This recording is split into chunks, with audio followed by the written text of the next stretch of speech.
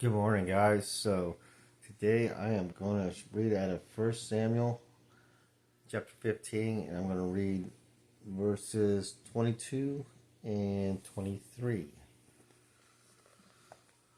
Samuel said, "Has the Lord as much delight in burnt offerings and sacrifices as in obeying the voice of the Lord?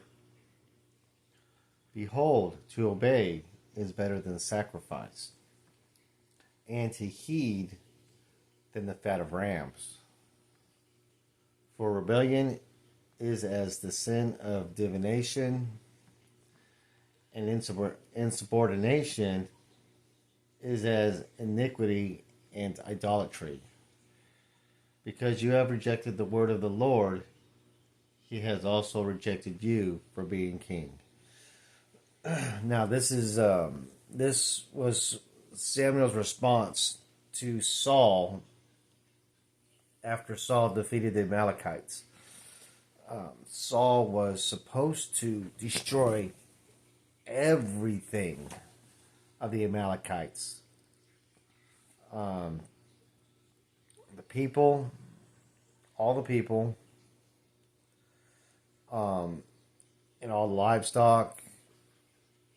I mean, just everything was supposed to be laid. Nothing was supposed to be left alive or standing. But Saul left the king alive, and he also left the best of all the livestock alive, the very best left alive and kept. He didn't do what God had instructed him to and wipe it all out.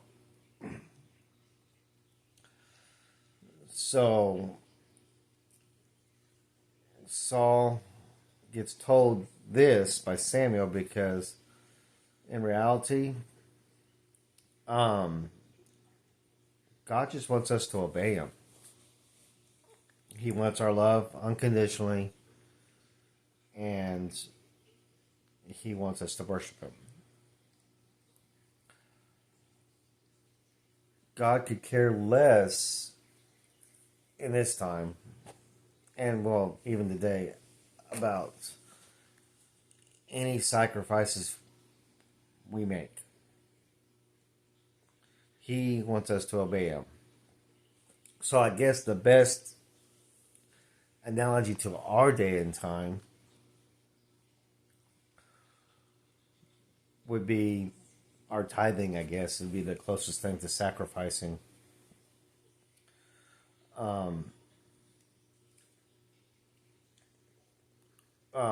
So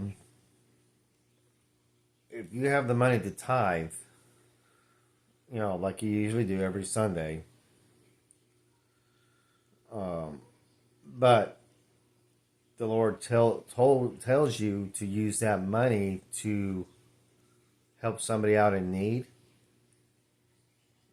then you need to help somebody out in need with that money and not give it to the plate on Sunday, because the Lord wants you to help that person over receiving that money for the church.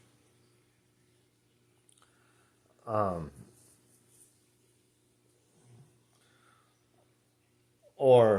the Lord may direct you to go see an ailing family member, or a dying parent, instead of going to church. The Lord might want you to go see somebody to take care of them.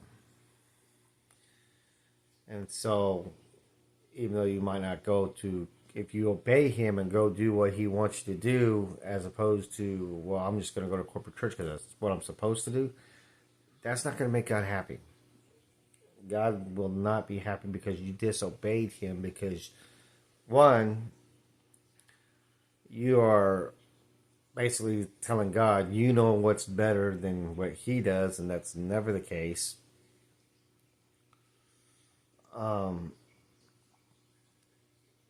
And two, you're not listening to him. You're not listening to what he's telling you. It's disobedience is disobedience. So I guess those would be the closest things that I could come to that I can think of that would be relevant to us in this day and age, as far as um, obeying the Lord over whatever you do. I guess you could say traditionally, because I know the one of the biggest problems that Jesus had with the Pharisees was the fact that they were so hung up on tradition to the point that they were completely disobedient and not even considering what God wanted.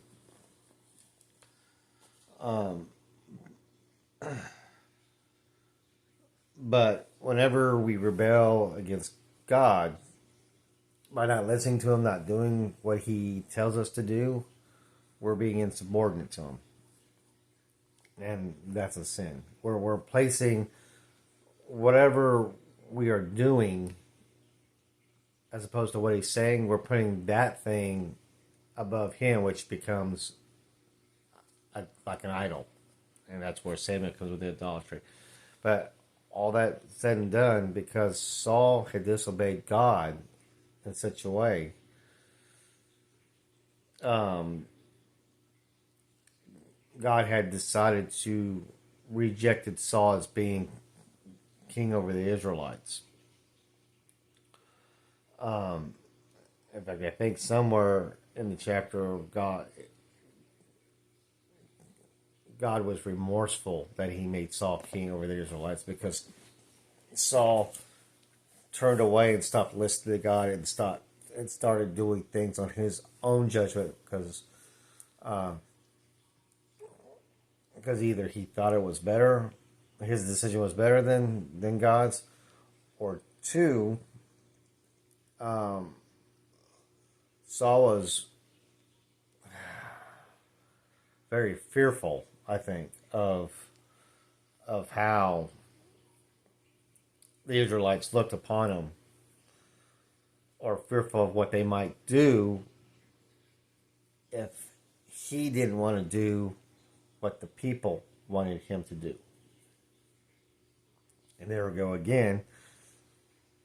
Because of that, Saul's not obeying God, he's obeying man. And that is the one thing that we are not supposed to do. We're supposed to obey what God tells us to do, through and through. So, but because of Saul's disobedience, Saul's sin, it cost him the kingdom of Israel.